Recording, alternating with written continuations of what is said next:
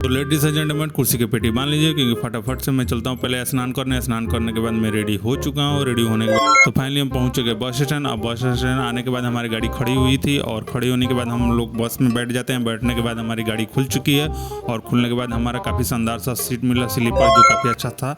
और ये देखिए किन्नरों का झुंड आ चुके हैं इस बस में, जो काफ़ी शानदार था। और हम आ चुके हैं, रात को भूख लग चुकी है, जो हम चिकन बिरयानी लेते हैं 2 प्लेट, जो काफ़ी शानदार मिला हमको। और अंडा भी इसमें साथ में था चिकन बिरयानी के साथ। और फटाफट से हम इसको लपेटते हैं, जो काफ़ी शानदार, तो काफ़ी टेस्टी है, काफ़ी अच्छा सा मिला चिकन बिरयानी। एक ही लपेट में हमको अंडा का लपेट देते हैं। लपेटने के बाद सुबह हम टुक टुक पर बैठ के हम आ जाते हैं अपने लोकेशन पर। लोकेशन पर आने पर काफ़ी बड़ा सा बिल्डिंग है, जो यहाँ पर हम पहुँच चुके हैं। कुछ काम है हमारा और नेक्स्ट